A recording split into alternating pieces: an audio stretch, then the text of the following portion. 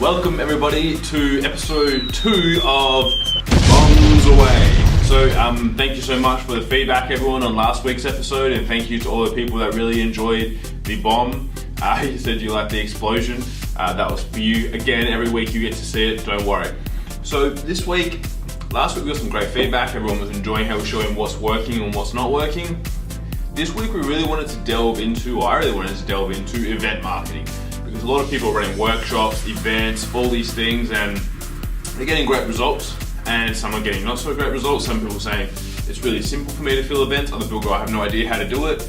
So what I wanted to show you and go through a couple of principles around, first of all, event marketing and what you should be doing for that, and then also show you a campaign that's been successful, that's running currently, a campaign that was unsuccessful, why.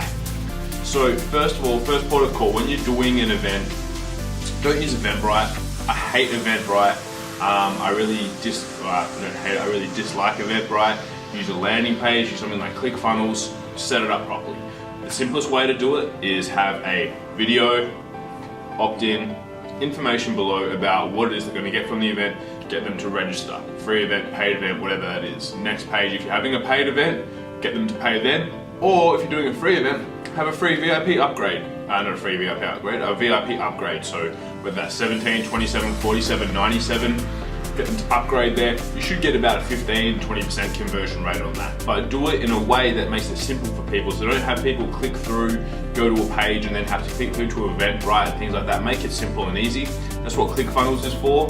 Really, really easy to use. So use ClickFunnels and utilize that to drive traffic too. When it comes to your ad, be straightforward with an ad. If it's a workshop, have a picture of a workshop. If it's a free event, say free event. So if it's a free event in Melbourne, free Melbourne event. Tell them when it is. Be very specific. Free event. This is what you'll get from coming to the event. This is for the people who it's for. These are the outcomes you will achieve. Great, click below, register. And same for if you're doing a paid event. If you're doing a paid event, I highly recommend starting a bit earlier, sharing more content, building up some retargeting audiences and things like that.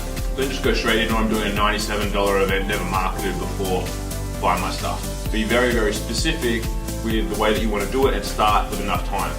So, if it's a free live event, 3 weeks is okay. I prefer a month minimum for everything.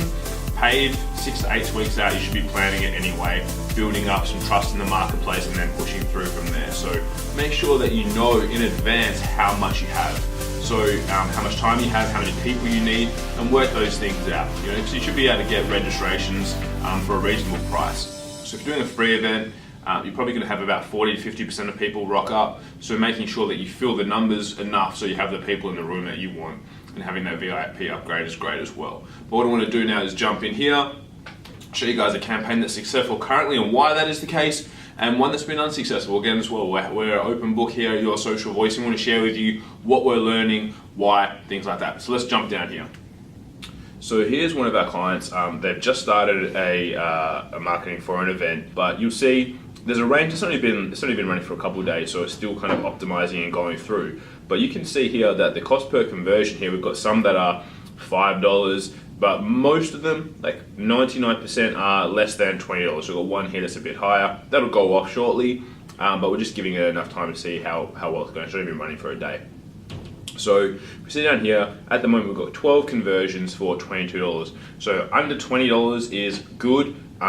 These ones we want to get under 10, which we will. They actually just ran this event last week, so it's a secondary event.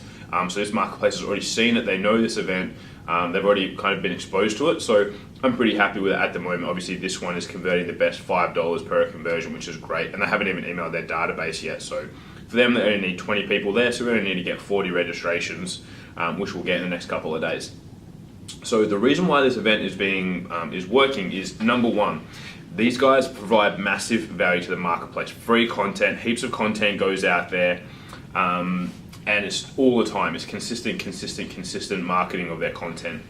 Number two is that they do a different event. They don't want to try and do the same event over and over and over again. They put a different spin on it. They share different content, different information, different speakers sometimes, and that's where the success lies. Is going. They're not just going for one thing. They're sharing with across the board. So you really want to make sure that if you are doing events, Don't just do the same event over and over again. Make sure you're sharing new information, you can engage new people, and that's what's going to help drive the success of the event. As well as the recognition in the marketplace as well. You know, it helps when you have information on your landing page about clients you've worked with before, where you've been seen, things like that. So let's look at so that's one that's been successful, and you can see the numbers there. For us, that's reasonable, successful so far. We can still improve it. Here's one that didn't work as well. April event here. The conversion price was very, very high. The reason why that is number one, on the very first page, they want to get people's address, which is because they want to post out some things to them as well. That within itself is a very, it's okay. It's an old school approach to doing things, and it's really going to drive people away because there isn't enough trust there yet of why they should give you the address. Maybe we can ask for a second or third page in, based upon, you know, some VIP upgrades and stuff, but asking for that on the very front page, not going to be that successful. Number two, they want to run the same event, no changes, anything like that, month in, month out, which we can't do. We need to be able to have change and be pivoting it, because the same audience, or it's different audiences, but the audience that's receiving that, they need new information, they need new content. You know, you can only filter out those people for so long and try and re-engage them. It really needs to be a focus on how do we pivot the event, change the name of the event, anything like that, just to give something new to it. So that's very, very important. And as well, this client is not providing content to the marketplace, not doing free videos, free blogs, things like that through the platform that they're doing here. So that really, as you can see, like there's a big difference in the prices, and that shows. So, and that's why, and that's the recommendations we've made to this client and will be making to this client are how we can improve upon those things. And you know, these guys have gone for a very, very, very long form sales letter for a free event. It doesn't need to be that long, it just needs to be specific and short. Even the video is 15 minutes versus the other one was 5 minutes. People's attention is not that long. So you need to be more specific and to the point is kind of the point I'm getting through here. So, you know, that's the recommendations. We've had campaigns that have been successful before, as you can see down here. These ones were doing better.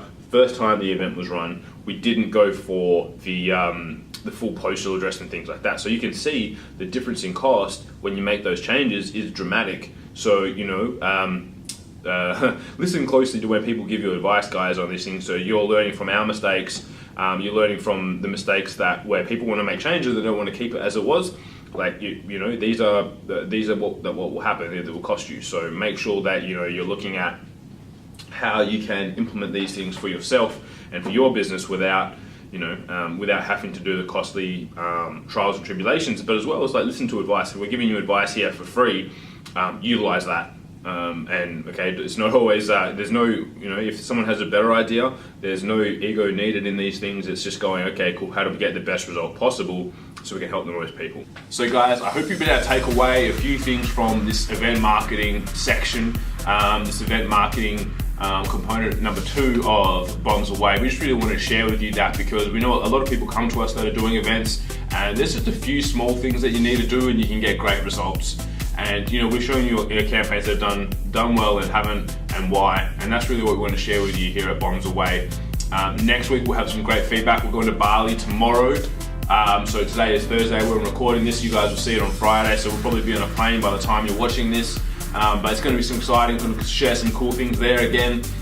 We might actually go through and film one of the guys' accounts there. We'll maybe film part of an episode while we're over there and have pull apart one of their accounts and show you guys some cool stuff. So it's going to be pretty exciting. Again, guys, if you want, it's open. We had a couple of people come through this week. They didn't want to show their stuff on Bombs Away, but they've asked us a few questions. So if it's you and you want to actually ask us some questions, get it featured on here, and we'll go through it for you, whatever it is for you. Or you have any feedback on what you'd like to see in the next episode of Bombs Away, feel free to email kim@yoursocialvoice.com.au.